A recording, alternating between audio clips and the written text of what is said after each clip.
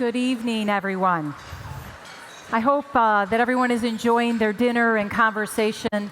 I know we've had a few more people join since today's conference and appreciate all of the extra attendance.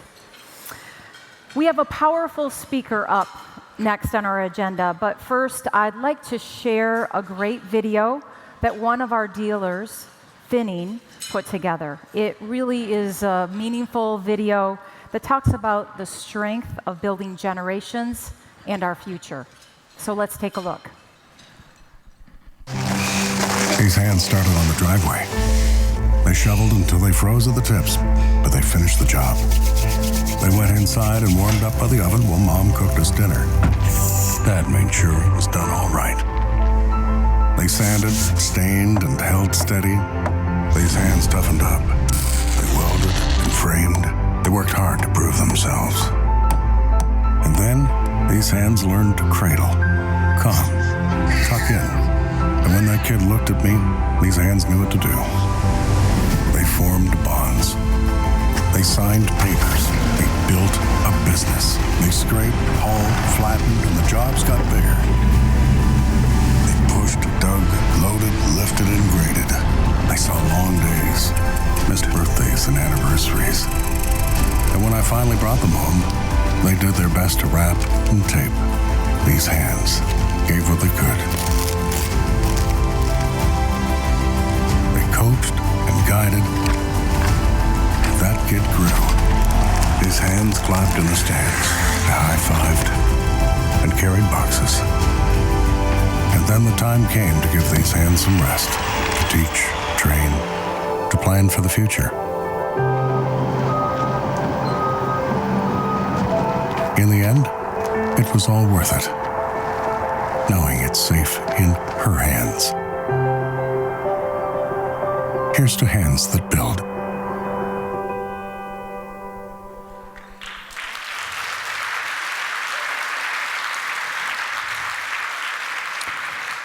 It's a great video and really a great message. So thank you to the Finning team for adding that to our collection.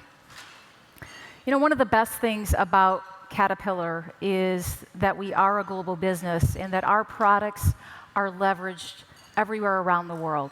You know, from the highest altitudes to a mile underground to some of the most rigorous and difficult conditions. And it does amazing things to build a better world. But I think the absolutely favorite thing that personally is special about Caterpillar is our Caterpillar family, the extended family, and the amazing men and women who make this company great.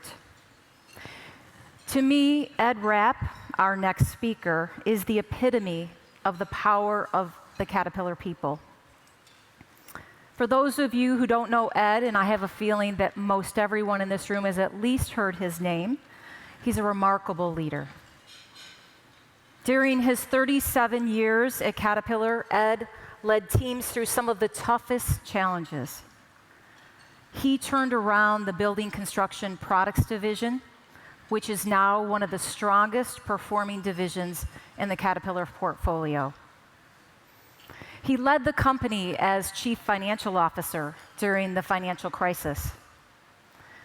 And he focused the company on the customer and on making decisions based on long-term sustainability. He really is the father of what is now known as the operating and execution model that we embrace as our strategy.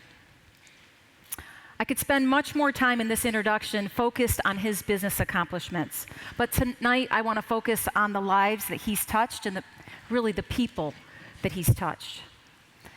Ed is a person who makes everyone around him better. I've had the opportunity to work with Ed, and he's actually one of the big reasons that I joined the company.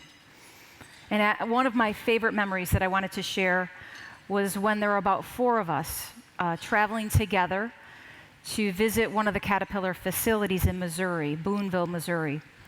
And Ed was with us. And Ed, being from Pilot Grove, Missouri, which is very close by, asked the 4 of us if we'd like to stop in and meet his parents. So, of course, we said yes. And that night, You know, Ed showed us firsthand how important family is. And it was clear that his parents played a huge role in forming his personality and his leadership style. His mother made us a wonderful dinner, and his father told us all sorts of stories, showed us pictures from his childhood, which probably embarrassed him, but they were great, and he was very, very accommodating. But it was comfortable, it was warm, and it felt like family. Interestingly, when I moved into the group president role, one of the nicest notes that I received was a personal note from Ed's dad, Ralph. He sent that to me and congratulated me on the role. And so those extra touches that Ed makes truly came from his father. For those of you in the audience who know Ed, you know that he still, even today, answers his emails within 24 hours. Most of the time, he answers them within an hour. He has the best stories, and I know he's going to share a few tonight. But he's one of the most generous and the most disciplined person that I have ever met. Always focused on doing the right thing and always focused on others. In November of 2015, Ed was diagnosed with ALS, commonly known as Lou Gehrig's disease. In early 2016, Ed retired from Caterpillar, and he's focused on spending time with his family. And yet, with the same passion and discipline that he exhibited at CAT, he founded the Stay Strong versus ALS, which is a donor-advised fund that invests in institutions focusing on finding a cure and improving assistive devices for ALS patients. Ed is also a member of the ALS Finding a Cure Executive Committee and is the chairman of the Answer ALS Advisory Board. He also is an active member on the board of directors for FM Global and AbbVie. So, without further ado, please help me welcome Ed Rapp.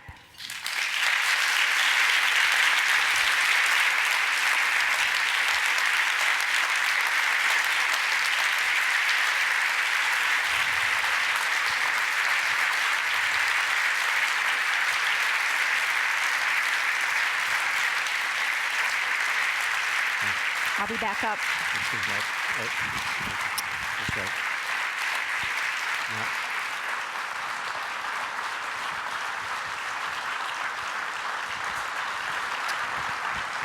Thank you. Thank you. You know, it's always tough when you use up a third of your time for your presentation just to get to the stage. No, but Denise, I appreciate those kind words. I remember that dinner well. I think with my parents, as we were coming out of the dinner, some of my Caterpillar colleagues, including Denise, looked at me and said, I now understand why who you are. This is, for me, about as good as it gets. The opportunity to spend an evening with you, and I got prepared remarks, but decided that it's more of a conversation. So if you don't mind, I'm just going to sit here and talk to you about concepts relative to leadership. Last week, I actually went down to the Caterpillar Clayton facility, spent a half a day with them, and as I was getting ready to leave, my 4-year-old grandson, Cole, came to our house, and he saw that I had my cat shirt on, and he said, "Papa, you going to work today?" And I smiled and told him yes. So at least for tonight, it's nice to be back at work. If you look at the people in this audience, there's many of you who already know me. And so for you, you can sit back, enjoy your dessert, because you've heard this all before. Our youngest daughter, Stephanie, is the most like me. And I'll go to say something, and she'll finish my sentence, and she goes, "Dad, you are so predictable." And I always tell her predictability is a good trait in a father, and it's a good trait in a leader. And so for the Caterpillar audience, the message will be pretty consistent. For those that don't know me, as Denise pointed out, we're all products of the environment that we've been raised in. I proudly hail from Pilot Grove, Missouri, population 700. I'm one of 7 kids. I have 3 older brothers and 3 younger sisters. And as I always explained to my mom, I am the neglected middle child. And her response was always the same: with 7 kids, you're all neglected, get over it. But as Denise saw firsthand, there was no neglect. I mean, in the early days, it was 7 kids in a 2-bedroom, 1-bath house. But it was a strong, faith-based, loving family, and a huge part of my support network, even as I deal with the challenges at hand today. After graduating from Pilot Grove High School from a class of 30, and if you want to get in the top 10, it's easier to start with a small school. I went to the University of Missouri, and 4 short years later, I had the great fortune to come to Caterpillar. My first job was pricing individual piece parts, and it led to a 37-year career. I just never had a reason to go anywhere else. On the personal side, in 1981, I went in to buy a new car, and I've now been married to the loan officer for 36 years. Now, if Ann was here, I'd go on and say I traded that car in 3 years later, but I've been making payments ever since. But she's just been an amazing partner as we've gone through life. We have 3 kids. We now have 3 in-laws, and now have 3 grandsons, which are a great part of my therapy. So that gives you a little bit of the background as to kind of who I am, because I think leadership is about making a personal connection. And part of that is understanding the people you're dealing with, so that gives you a little bit of a sense, for me. When Denise gave me a call and talked about coming tonight, I immediately formed my own task force of advisors, and that's my 2 daughters, Allie and Stephanie. And trust me, they have a lot of ideas in terms of what, but we had a long discussion about what the message ought to be.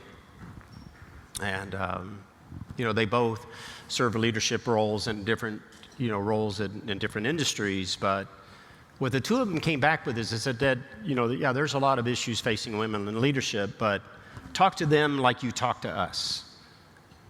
Talk about the basic elements of leadership, because for women to succeed, it really starts with being a great leader. And so with their strong encouragement, that's how I built my comments tonight. I'm amazed at your agenda and the people you've got on it. And in particular, I really like your theme, the power of one. And so consider this talk, the power of one to the 5th degree. I'm going to walk through 5 examples that I really do think matter when it comes to leadership. Number 1, never underestimate the power of one direction. I remember being in an event years ago where Jim Collins, who wrote the book Good to Great, was talking, and somebody asked him the question, what are common characteristics of companies that go from good to bad? And he thought about it for a while and then responded, chronic inconsistency. If your organization doesn't know where you want it to go, doesn't know what the priorities are, they don't have that clarity of direction from you as a leader, they'll make up the direction on their own. No matter what size organization you lead, the most important thing you can provide them with is that clarity, where they understand what role they play.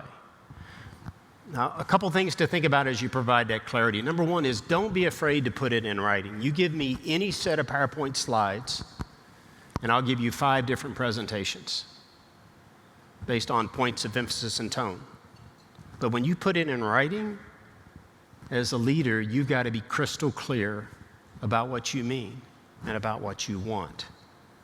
So don't be afraid to put it in writing. Point number 2 is use language that your employees can clearly understand. One of the great leaders at Caterpillar who taught me a lot was a guy named Jim Owens, former chairman and CEO. He was talking to a big group at North Carolina State, his alma mater, and he talked about global trade and tax and competitiveness. And after the event, they had a private dinner.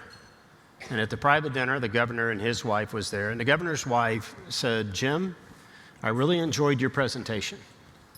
She said, you talked about highly complex issues around global trade and tax. I understood every word you said. She said, "You have an amazing way with Walmart English."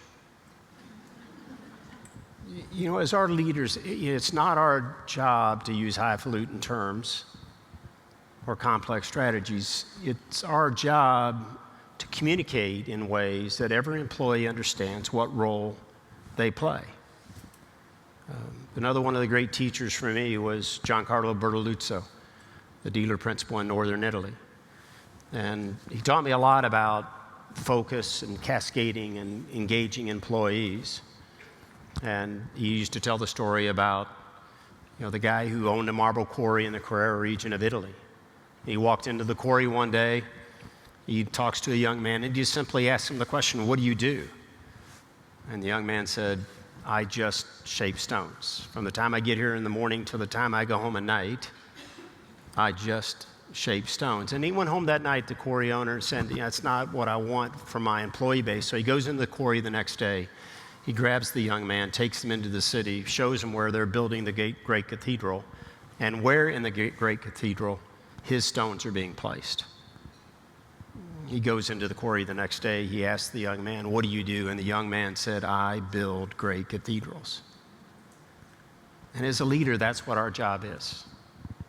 Helping every employee understand what stone they're shaping as you build and deploy your overall strategy. Never underestimate the power of one direction. Second, I'd encourage you to continue to build on the power of one extended enterprise that's represented here tonight. The Caterpillar, the winner and loser in this industry, the winner is going to be the one that integrates the value chain, not the one that optimizes individual links in the chain. Customers are looking for seamless solutions that are delivered in harmony. And a big part of that is how do we drive that integration across our value chain. When Caterpillar dealers and CAT suppliers get aligned, we can do things nobody else in this industry can do. When we're misaligned, we can waste a lot of time, effort, and energy. And a big part of leadership's responsibility is to drive that alignment. And the glue to it, the foundation of it, is strong relationships that are based on mutual respect and trust. And when that is earned, it leads to lifelong relationships. From time to time, we bring global dealers and suppliers together to sessions like this are a classic example. And one that always stands out for me was back in 2005, we had a back-to-back worldwide dealer meeting, and then right after that, a worldwide supplier meeting. And I was known after the dealer meeting for making the comment, "It's like going to my high school class reunion." Because I knew the vast majority of the dealer principals, I knew the vast majority of their families. And I have a tremendous amount of respect for our dealer organization. Now, that doesn't mean I don't push and shove. But every time I worked with dealers, I always kept some basic principles in mind.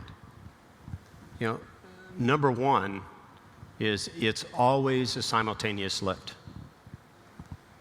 Every time you're out working to try to solve a problem and improve something in a dealer organization, I don't remember one time in my history where it was all Caterpillar's issue or all a dealer issue. It's always a simultaneous lift. And the other principle I never lost sight of is the fact that while dealers need to improve, and the dealers in this audience tonight would agree, but I never lost sight of the fact that they are our most sustainable competitive advantage. I'm just glad somebody started working on it in 1925.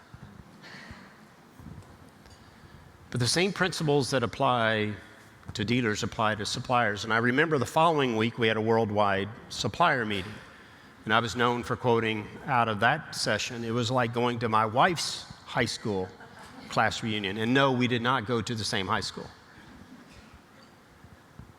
And I spent the balance of my career trying to rectify that problem. I spent a ton of time in our supply base, built deep relationships, and found that in the vast majority of the cases, they're just like our dealers. Their blood is as yellow as ours.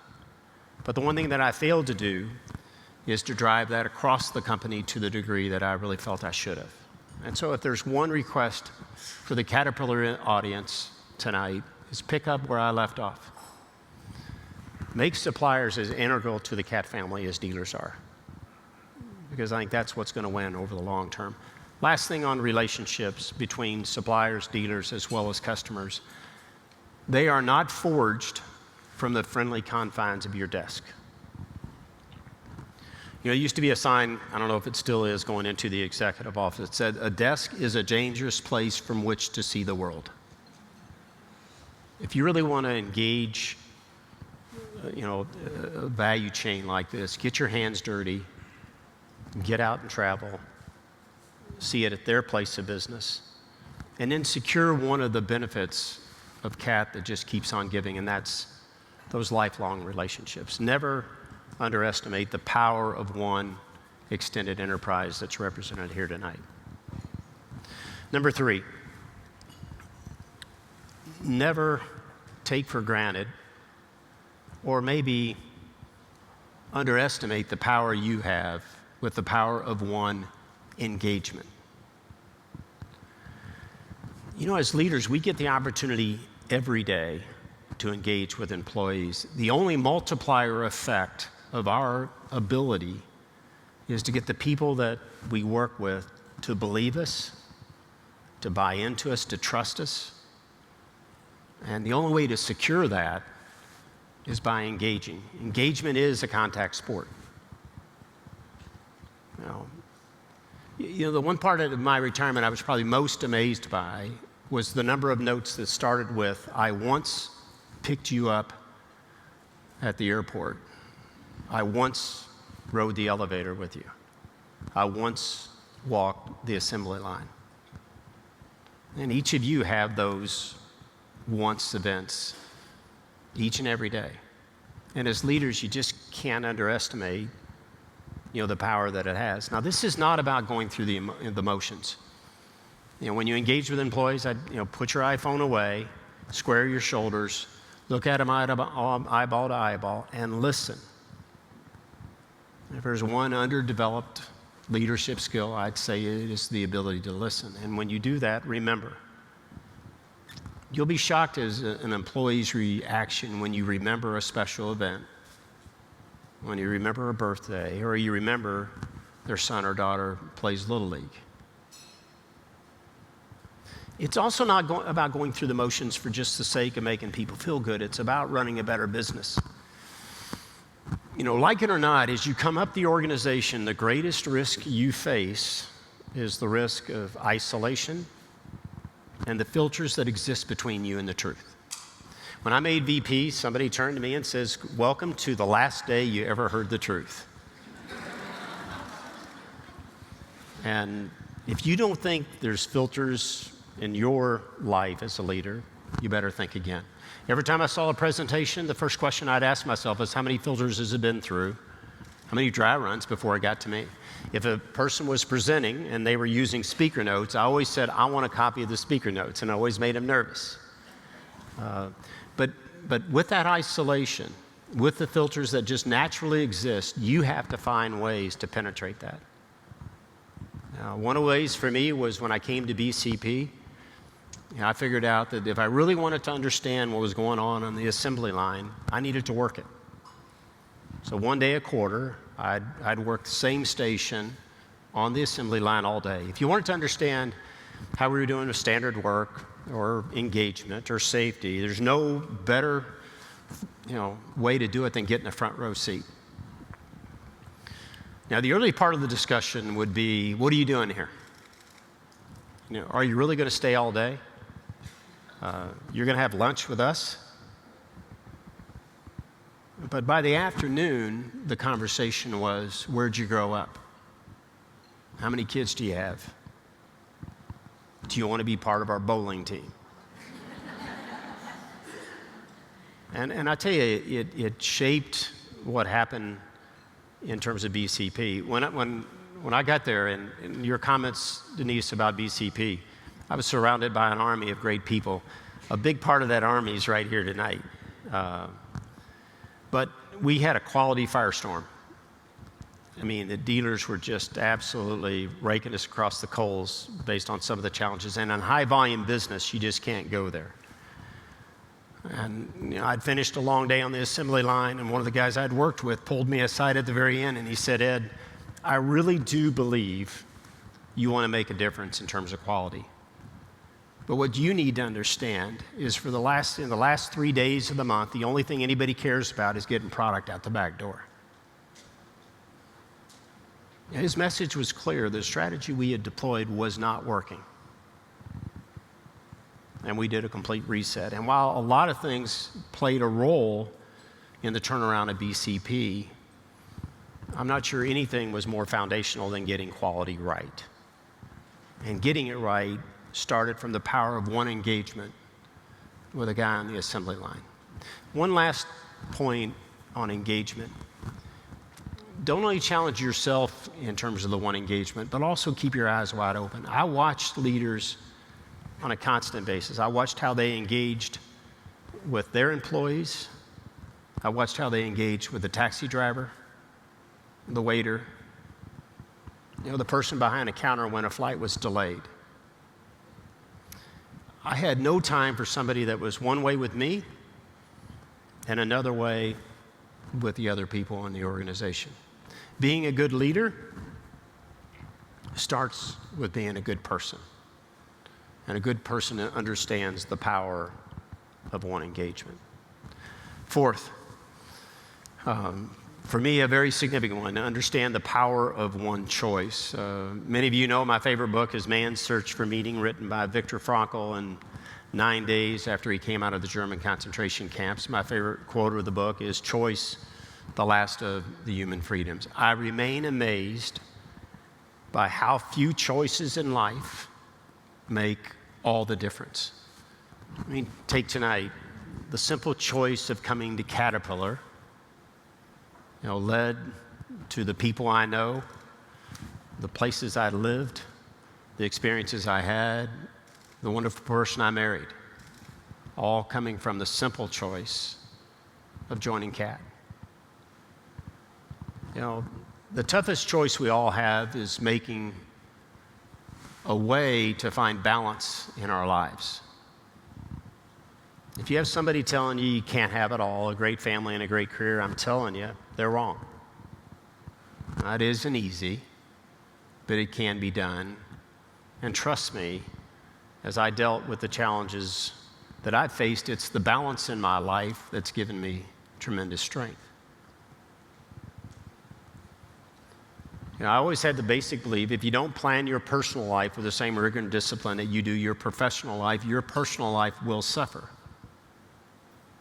And so you have to make a plan. I think it was Robert Louis Stevenson who said, "Perpetual devotion to what man or woman calls their business can only be sustained by perpetual neglect of many other things." My family was just something I was unwilling to neglect. And I would suggest it's probably the same for you. Make that choice, find balance in your life. The other one you have out of this event is you have the choice of what do you do with this experience. I mean, do you look at it as, okay, I got flown into Peoria, they had interesting speakers, they fed me, I had a good chance to meet people, or do you look at it as an opportunity to grow as a leader and to grow as a person? Only you have that choice. I'd suggest you choose wisely. Number 5, never underestimate the power of one life. Other than my dad, probably the person most disappointed in the fact that I didn't have the opportunity to compete to potentially be the CEO of Caterpillar was my father-in-law, Dale Athey. Yeah, he was my father-in-law, but he was also a dear friend. And last fall, shortly before he passed away, he came to Raleigh. Our daughter Stephanie got married, and we had a great celebration with him, and he stayed around for 2 weeks afterwards. And during that 2-week period, we had a lot of great discussions about a lot of topics. But he relayed a discussion about him and his friends at United Methodist Church on University Street here in Peoria, A bunch of cat people go there, and they had the discussion, and they were talking about my situation. And he concluded by saying, we all agree that it is such a sad story. And my response was, I don't agree. Now, I think Denise embellished it a bit, but I do think in some ways I did have a positive impact on Caterpillar. And today I get to have a positive impact on what is a tough disease. And if in my one lifetime I can influence a great enterprise like this and make a difference in ALS, I'm going to consider it a great life. I hate to break the news to you, but none of us are going to get out of this thing alive. And at the end of the day, the good Lord's not going to measure us, based on our job, our title. He's going to measure us on the contributions we made, the way we respond, the way we deal with adversity. And all I'm wanting at the end of the day is a passing grade.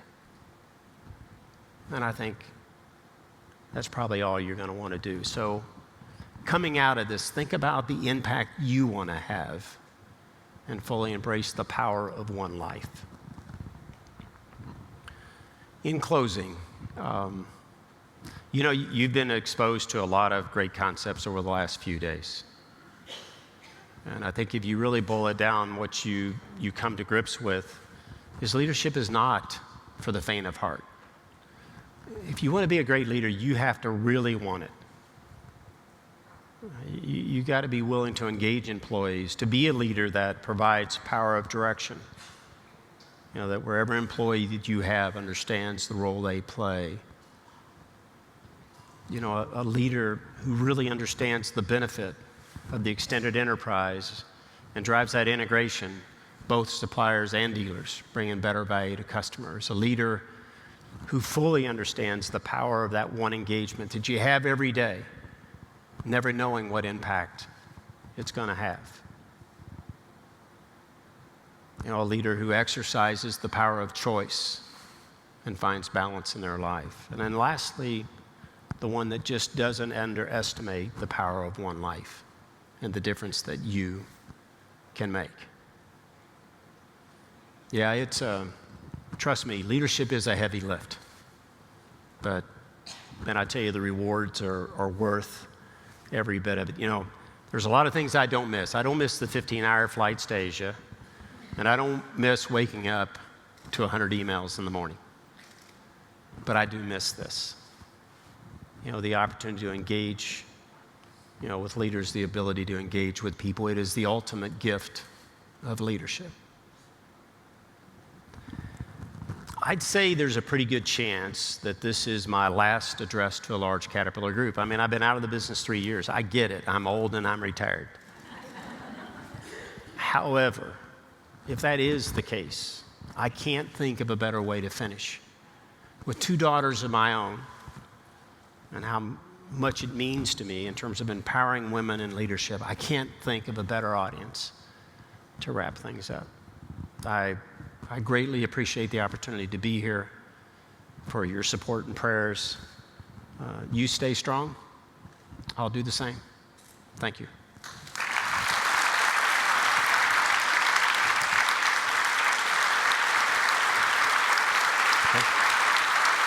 Ready?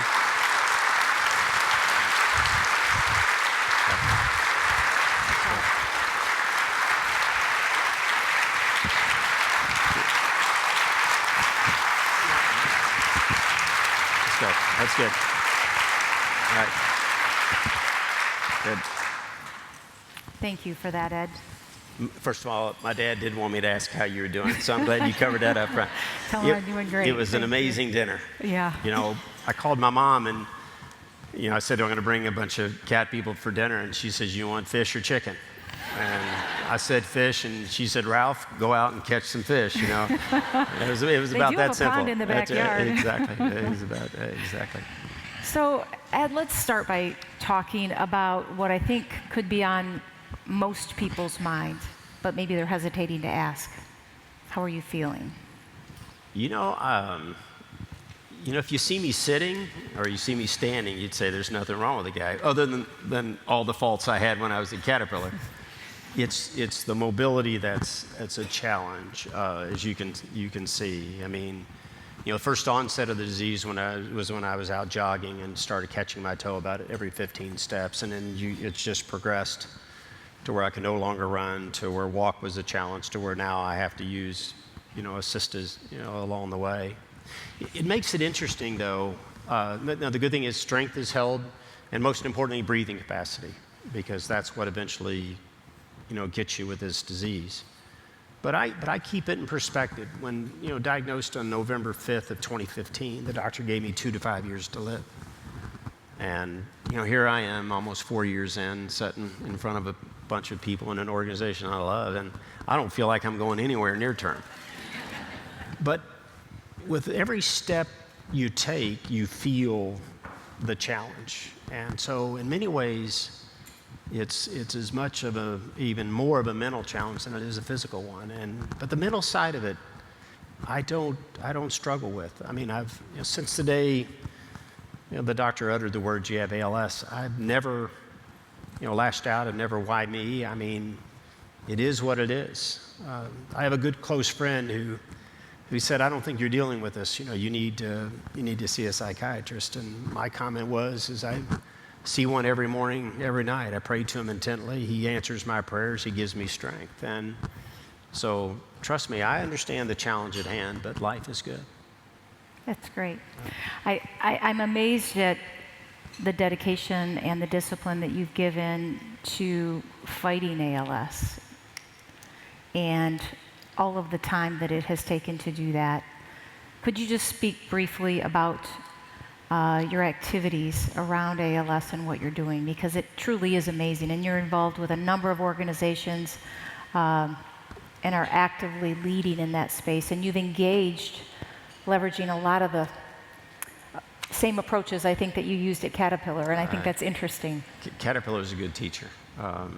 When we got diagnosed, I mean, it took us by total shock. I mean, this 37 years at Cat, 2 sick days, and you get a diagnosis like this. But Thanksgiving of that year, we sat down, very close-knit family, and we really agreed we had 3 decisions to make. Number 1 was what to do about Caterpillar, and for me, it was a clear decision. I was never obsessed with running CAT. I was always obsessed with doing the right thing in the right way. And the right thing at that point in time with an ALS diagnosis was to step down and let the next, person come through. And I'd like to think that I had something to do with the first Caterpillar executive in terms of group president, a woman in leadership. The second decision we had to make was, did we want to be open about the reason for stepping down? And I always felt, with dealers, suppliers, and employees, that I was always transparent. I just felt I had to be open and honest, and so we were very open from day one as the reason I was stepping down. And then the third decision, to your point, we had a long discussion. I mean, I could have gone to North Carolina and just, fought the disease, enjoyed time with the family, but, we just came to the conclusion that, Caterpillar was a great teacher. It gave me a lot of experiences, and we needed to do something on a broader scale. And so we blocked on 3 things. 1, supporting our hometowns of Peoria and Raleigh through the ALS walks. Number 2, bringing better assistive technologies to those that suffer from the disease. And we may have some engineers in the crowd, but we're bringing doctors and engineers together to bring better tech. And I tell you, there's great possibilities there. And then number 3 is supporting those in search of a cure through a project called Answer ALS. If you think about neurology, there's been nothing but failed tests for decades. And so what we're trying to do is employ capabilities that didn't exist in the past. So Answer ALS, 1,000 patients, 100 controls, all the way from clinical data to genetic sequencing to RNA, DNA, omics, creation of iPS cells. The technology exists today that from my blood, they can create my own motor neurons in an embryonic state. Now, unfortunately, it's not like Reman. You can do a replace and install, But they think that they're going to be able to do some testing in the dish, because the hypothesis we're going to try to prove out is that there's not one form of the disease. And we think that's why the drug trials have failed, because there's multiple forms of the disease, and until you understand the subgroups, you'll never succeed. And so I started as a patient. I'm patient 7. Through Stay Strong, as well as Caterpillar, major funders in support of the program. And about 2 years ago, the head neurologist at Johns Hopkins called me and said, I want you to drive the execution of the project as chairman of the advisory board. And I told him, okay, here's how I work. People in the audience understand this, work streams, accountability, governance, one definition of winning. And his comment was, it's the last thing I want, but what I need. And so that's what I've been doing for the last 2 years, and we continue to make great progress. We've raised just shy of $40 million. We've enrolled all 1,000 patients. Microsoft is donating all the storage capacity. MIT's building the infrastructure. IBM's already engaged Watson. And we're going to take this platform of data, the richest database ever created in the world of ALS, and we're going to open it up to anybody in the world doing research for free. And the concept, as I described it, is we're going to build the haystack, all that data, and then let analytics or AI discover the needle. Why does it trigger in a person like me? And then from that, once you understand the subgroups, you can lead to meaningful science and hopefully someday a cure. But I don't chase it for myself. I mean, the reality is I'm on the board of AbbVie. I understand the length of a pipeline, a drug, and FDA approval. What I'm focused on is making sure that the next generation, when you get an ALS diagnosis, it's not a death sentence. That's what we're doing. Truly is the power of one at work. So Ed, before we open it up to the audience, final question I wanted to ask you. In your introduction, I mentioned that you're the father of the O&E model. And if you really look at the O&E model, and I know we've talked about it many times, you've talked about how it ties to culture, and that really O&E is really about culture change. Can you speak to that a little bit? Because I think so many people think of O&E as a strategy. No. And there may be a few in the room that don't know what O&E is, but Yeah. so you may want to talk about that just. Well, it goes back to when I stepped into the construction industries, and for those of you who don't know the history, at that point in time, the construction business was under pressure. I may have been the father, but we had the kids around the table. I see Tom Bluth here. Rob Charter was a big part of the team. Mary Bell, one of the great women in leadership. Paulo Feline, Mark Sweeney, and Chihuahua, leading operations. Steve Ferguson was the CFO at the time. Debbie Salazar, she was the one. You take all the input from all those guys, and Tom will remember this. You get all those thoughts together, and then you try to figure out a way to communicate it in a way that everybody can understand in one voice. But what we had come to grips with is we ran a global organization.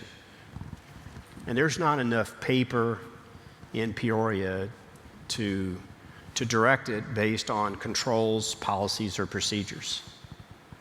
The only way to guide a global organization is to create a culture where they understand how you think, how you prioritize, how you operate, how you execute, how you look at the business. And that was really the journey that we went on. I mean, I think our vision was, if I woke up in Brazil and, we had a engineer waking up in, another part of the world, like I said, at a different time in terms of India, I wanted them to be able to look at a challenge or a problem and know what decision we'd make, because we had provided that framework. And it was all about culture. It's not about accounting. OPAC's the measure, but it's really about how do you think about the business, how you prioritize, how do you make decisions. And that's the only way to engage a global organization. And you always wonder if it's working. I remember being in Wuxi at an all-employee meeting in China, and a young Chinese employee on about the 6th row raises his hand and he says, on page 8 it says this. Is this really what you mean? I said 2 things. First of all, that's exactly what we meant. And secondly, I love the way you've engaged and you're becoming part of it. As I said earlier, you give me any set of PowerPoint slides, I'll give you 5 different presentations. You put it in writing, you got to be clear. And I think that's the role of a leader. But how do you create an environment where everybody's empowered, to do what they need to do around the world? And how do you create a framework that allows that to happen? And that's what the O&E model was intended to do. Yeah. Great. I have great respect for the accountants, so I'm just not about accounting, but it is all about culture. Yeah. Thank you. So I'm sure many in the audience have a question for Ed, so I'd like to bring up the lights, and who'd like to ask the first question?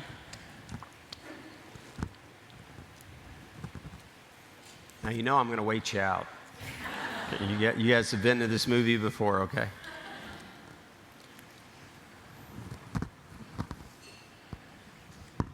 Hi, my name is Giovanna Forster. I'm the Medium Wheel Loader Area Manager for America South. Thank you very much for coming in tonight. This is my first role as a leader in Caterpillar, so my question to you is there anything you would have done differently during your time at CAT as a leader, or is there anything you regret during your time as a leader that you could share with all of us? Yeah. I think many of you, there's a copy of Measure Twice, Cut Once on the table, and that's a big part of the answer to your question. For like the last, I don't know why for sure, but for about the last 15 years of my career, I kept notes of lessons learned and things that I would have done differently. And I'll never forget, it was December of 2015. I was kind of going through my desk trying to get things organized, getting ready for the next phase of life, and I came across the list and sat there and tried to decide what to do with it. Do I just file it away? Do I pitch it, or do I put it in writing? And I figured if I didn't do it then, I never would do it. And so a bunch of the lessons learned are included in that document. As leaders, I think a foundation of leadership is learning from your mistakes, being willing to admit your mistakes. It also works good in a relationship at home, and being willing to say, I'm wrong. And so, you'll find a good long list of things. Probably the one regret that I have that sticks with me the most is when we got transferred to Geneva, not immersing in the language. And I got caught in the trap of traveling all the time and busy with 3 kids, and I felt that I didn't respect the local culture as much as I should have. And so if I could rewind it all, that's probably the one regret that still sticks with me a bit today. Okay. No. But welcome to leadership. It's not, hope it didn't scare you. It's not for the faint of heart, but the rewards are well worth it. Yeah. Thank you. No. What else? Couple hands up over here. Susan, actually, Foley. Yep.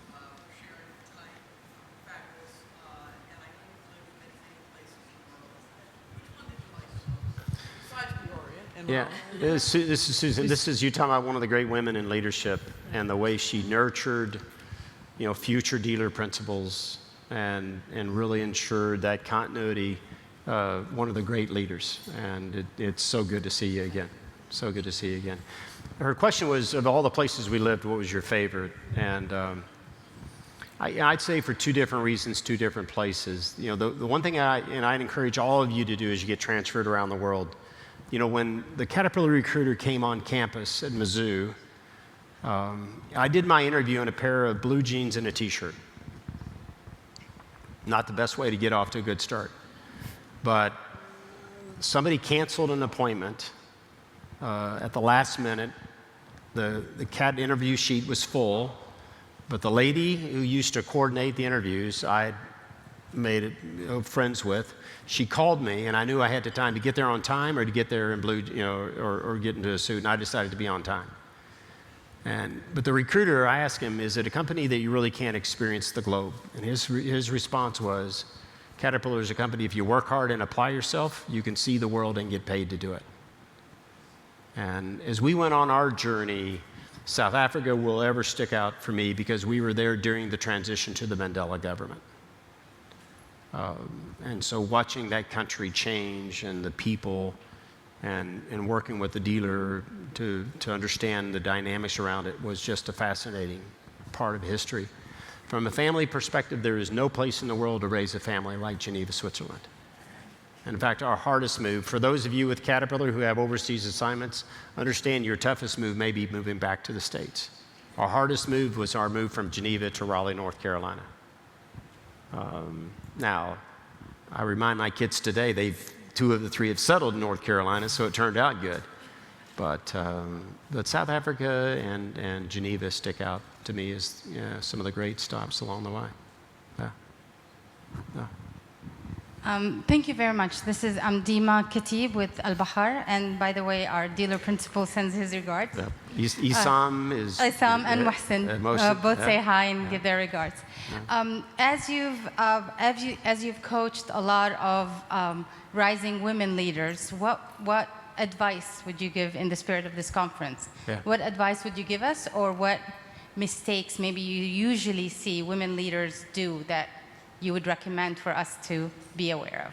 No, I'd say the first piece of advice is, as I started with, there's no substitute for being a good leader.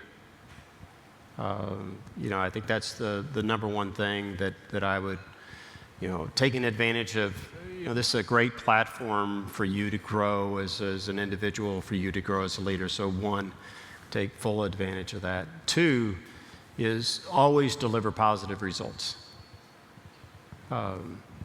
It's in my mind, people used to come to me and say, I want the next job. And I used to tell them the best way to get the next job is do the current job exceptionally well. And that's part of the coaching that I always provided along the way. As you get into your job, fully immerse, fully engage. The other one is my comment about engage across the extended value chain. This industry, it may surprise some of the women, but embraces women in leadership. I mean, I've seen female service reps in the gold mines of Nevada, and I've seen them in the bowels of Africa, and our customer base responds well to it. Get your hands dirty, run factories. I mean, I have a great appreciation for HR and finance and all those other type support services, but also look for opportunities for line jobs. Run businesses. It would be a big piece of advice that I'd give you. Okay?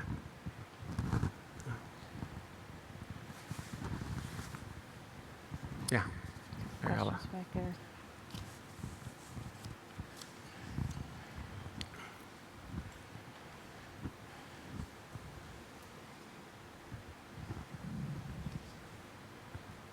Mariela Garcia from Ferreiros in Peru. Thank you, Ed, for being here with us and sharing. You have stressed several values that we have always talked about, engagement, personal relationship, transparency. How do you recommend us protecting those values in this future era of technologies, disruption, and artificial intelligence? It's it is a rapidly changing world. And, my concept is always, it's not the biggest and strongest that survive, it's those that adapt. And so embracing those new technologies and direction, how it applies to our business. I think autonomy is a great example of how do you embrace and drive it. I think the update to the CAT digital strategy is trying to embrace that change. But as you embrace that change, I think there's some foundational issues that you always got to hold on to. I talked earlier about the CAT-dealer relationship. I think it's a foundational issue. Now, do we need to push each other to adapt? Absolutely. Another part of it, the Caterpillar marketing training class, which is kind of the new reps, they all came to North Carolina last year. And so they asked me to talk about the CAT-dealer relationship. And I said, I'll come talk about CAT dealers and suppliers, but yeah, I'll come. And in the Q&A, one of them asked the question, in your career, what changed the most and what stayed absolutely the same? And my comment on what changed the most is the global nature of the business. When I started in 1979, we didn't have to worry about China and Russia and Central Europe. It was closed off. Today, we compete around the world. But what I said is, don't let them tell you anything different. Relationships still matter. An old-timer cat taught me it's a relationship business. We just happen to sell machines, engines, and parts. Mary Kate, we had a discussion tonight, the relationships this customer has with leaders of our company and the dealer and how that forges. And from that, you adopt technology, you try new innovation. So I think you embrace the change that's coming, but you maintain the foundational issues that made, I think, one of the great enterprises. And a big part of that are those relationships. And people say, this next generation, I got no hope for them. You're not hanging around with the right next kid. There's some bright, engaging. In fact, I had an interesting discussion. My sons and daughters, they had a bunch of their friends over, and we were having a big discussion about this and how nobody stays with one company as long as they used to and all that kind of stuff. And the interesting debate it led to was, they said, well, don't you think we want that? Is it a failure of our generation, or is it a failure of leadership? Do we value longevity like we used to? Do people have the sense they can come to one organization and stay for a full career?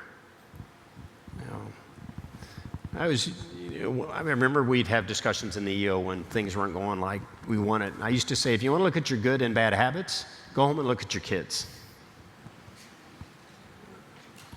It's also, as a leader, if you don't like what your organization's doing, I think it always starts with us. And I think if we set the tone for this next generation, when we demonstrate the right values, embrace change, but maintain those foundational issues, I think the best is yet to come.